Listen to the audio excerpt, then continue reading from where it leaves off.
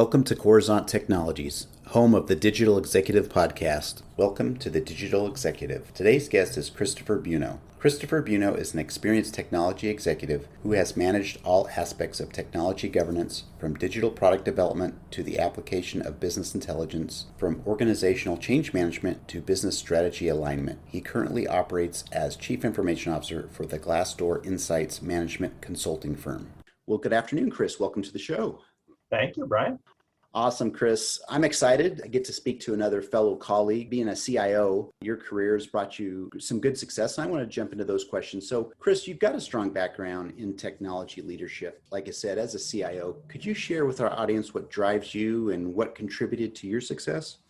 Sure, absolutely. What drives me? Boy, I think more than anything else, self-satisfaction drives me. And I have always found myself to be pretty self-motivated, and above all else, almost no matter what the job is. If I can stand back at the end of a milestone, at the end of a project, whatever it may be, and just kind of stand back and take in what I've accomplished or what we as a team have accomplished, and just have that sense of satisfaction, like, look what we did, look what we built. That is really what keeps me going. That is what keeps me focused and what gets me motivated for the next project. And it really is just kind of this overall quest for excellence.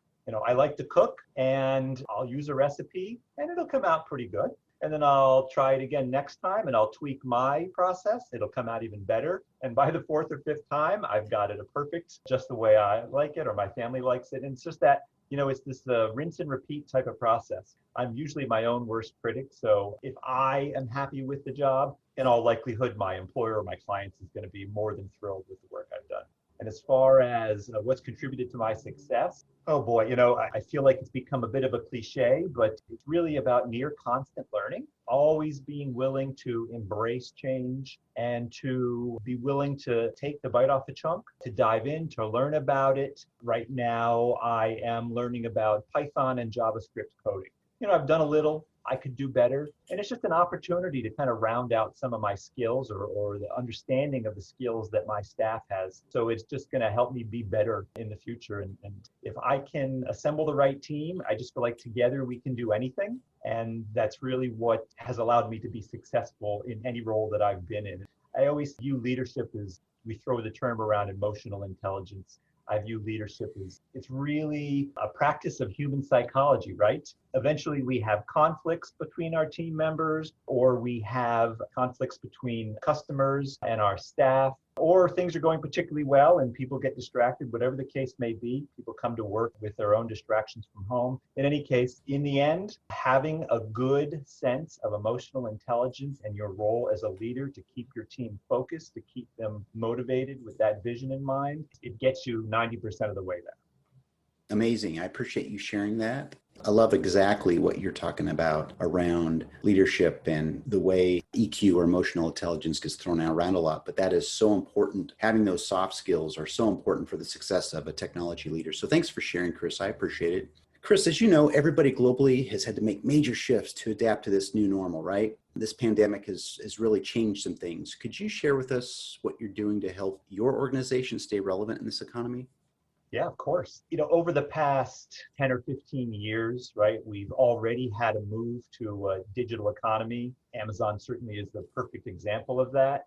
And while COVID has affected our lives in many ways, I think accelerating that move to the digital economy, pushing people over their own hesitations, and now forcing them to embrace a digital economy, even when they didn't want to, that has caused this concept of digital transformation to really blossom. I mean, large enterprises, they've already undergone many digital transformation initiatives. But as you get down to a mid-market or the SMB business market, digital transformation is less of a well-known thing. And if it's known, it's less of a well-practiced thing. But now, when we're all working from home, or many of us are, when we are transacting business from the comfort of our own homes, that becomes even that much more important. So as a business leader, as a business owner, the question that everyone should be asking themselves is, how, given this new normal, can I make sure that I'm reaching my target market, that I'm satisfying their needs, and how can I improve the customer experience even better than my competitors are?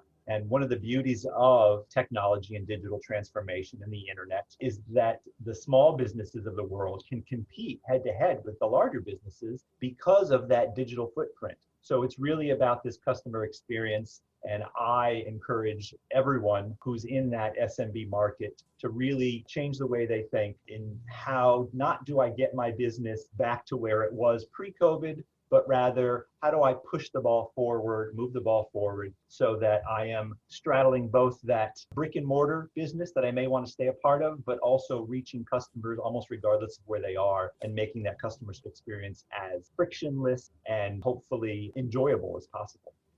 Thank you for sharing, Chris. I appreciate that insight, especially during these challenging times. So, Chris, are you looking at or are you leveraging any new or emerging technologies within your organization? Anything that you care to share? Even if, I know you mentioned some Python and some JavaScript, but anything you're leveraging within your team, or maybe there's an app you'd love to share with our audience that's pretty cool. Well, most of my cool apps center around how to control my daughter's screen time. So I don't know how cool that is. I suppose if you're a parent, maybe it would be cool. But no, that's not. Really, what excites me about the emerging technologies of today focus mainly on machine learning and to a lesser extent, artificial intelligence. We tend to use machine learning and artificial intelligence interchangeably. And then there's this concept of artificial general intelligence, which is more along the lines of what we see in movies where we're interacting with a robot, for lack of a better term, that we can speak with and interact with as if it's an individual person. Machine learning and true AI in business is not that. It's really about taking the data that we have and being able to apply algorithms to that data so that if we don't know what question to ask, it helps us to discover what the right questions to ask. Once we discover the right question, or if we already know what we want to ask, we can use machine learning algorithms, typically a different set of algorithms, to then unearth the right answers to those questions, and then to use that in a predictive way so that we can anticipate the market, so that we can get ahead of our customers' wants. It's an exciting time as a country, as a world, and then to be a business leader in technology, to be able to leverage this. And for most businesses, their first foray into machine learning is going to be by buying a piece of software that has it built in. A Salesforce is going to incorporate some machine learning algorithms into its process. It's funny too, when I used to drive into the city for work every day, there's an Advent Health billboard that was up on one of the roads that I drove on. And it said, "Where you go first matters." And it was a pretty basic billboard. It was really, it was a nice picture. And then it had that text, "Where you go first matters." And I think for most people, you drive past that and you go, okay, there's a billboard, Advent Health. I like Advent Health. I don't like Advent Health, whichever. Every time I drive out that billboard, I say, there's an analytics team behind that billboard. There's an analytics team that determined that if you can get people in the emergency room or into the, let's say, one of those urgent care centers, then any referrals that are necessary then stay within the Advent Health system. So some analytics team behind the scenes unearthed through this data that where you go first matters. And they translated that into a billboard that evokes an emotional reaction.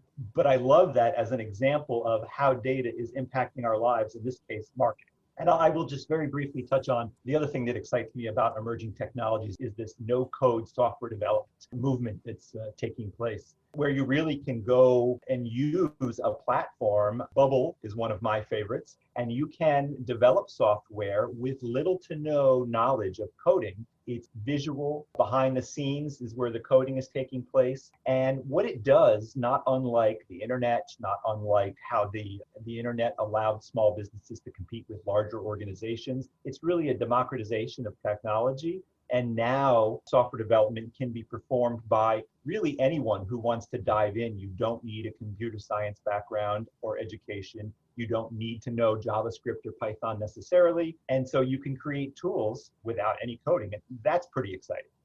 That's amazing. It's really cool how there's a lot of applications that are coming out now that allow people to bootstrap their own business or really compete with the larger companies traditionally that had the deep pockets. So thanks for sharing, Chris. I appreciate that. And Chris, last question. This is the important one. My audience wants to know more about you. Can you share something from your career experience that would be helpful for those looking to grow their career in technology or leadership?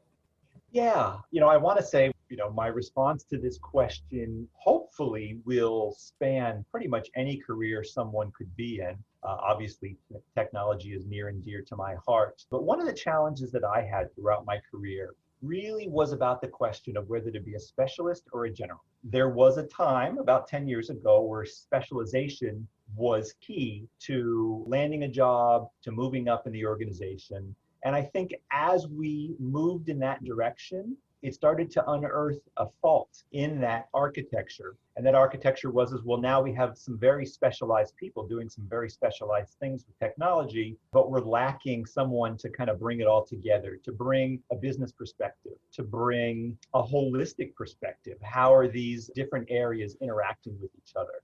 And, when we talk about Agile and Scrum, we have these self-organizing teams that probably are co-located and are no bigger than, let's say, 7 to 9 people. And so generally not a lot of oversight is required. But if you're going to have a multinational organization, if you're going to outsource as well as insource, then all of a sudden you start to be concerned with who is guiding the ship while all of these specialists are diving into the details. So for me, I opted to go the route of generalist, even though I specialized along the way. For me, again, that allowed me to provide a perspective that many people can't provide when they focus too much on any one thing. As I mentioned, lifelong learning is something that everyone should seek to do really as you proceed throughout your career. Let's say you enter your first job in your early to mid 20s. Well, when you're 45, 55, likely the world will be different. And if you have not set yourself at keeping up with the technology or with whatever advancements in your industry are taking place, then when you're at that age, that 45 or 55-year-old age, likely you will be left behind. You will lack the skills necessary to succeed. Lifelong learning truly is important. I myself have hired an executive coach. I encourage everyone to seek out a mentor, to hire a coach if necessary, and do a lot of networking too. As a technologist early in my career, I would get phone calls from organizations asking me if I was looking for a job, even when I wasn't, because I had made somewhat of a name for myself in the area that I lived in at the time, and that was Albany, New York. And that's a great place to be, ego-wise, right? When you get phone calls like that. Well, now we pick up and move to Kansas, and this word of mouth doesn't really carry from the Northeast down to the Midwest. So I really had to redouble my efforts on getting out there, putting my name out there, being willing to ask for help. And surprisingly, maybe not surprisingly to you, Brian, but surprisingly to me, everyone has stepped forward. They're willing to get coffee, to do a Zoom meeting. So I really encourage, now that I'm on this networking high, I really encourage everyone to do their best. You don't need an agenda. You don't even need to expect an outcome. You really just need to be interested in meeting somebody who's interesting and to be able to talk a little bit about yourself as well. And if you're on the other side of that, be willing to be a mentor for someone. I found some of my greatest learning, my self-development, occurred when I was mentoring others. So it's one thing to be able to come in with a pointed question and kind of guide the discussion. It's another thing to have someone walk into your office and come in with any number of issues and to be able to help them walk through the process of working their way through those challenges. It's fun. I find it fun, and it helped me grow well beyond where I was with my leadership skills. Chris, thanks for sharing. I appreciate that. And I think mentorship is so important. It doesn't matter what side of the table you're on. I think mentorship goes a long way. And I think it's really, especially as a leader, you and I can attest to this, that mentorship is kind of a requirement now for those that we need to help and grow their careers. So thanks for sharing. It was a pleasure having you on today. And I look forward to speaking with you real soon. Thanks, Brian. You too. Appreciate it. Bye for now.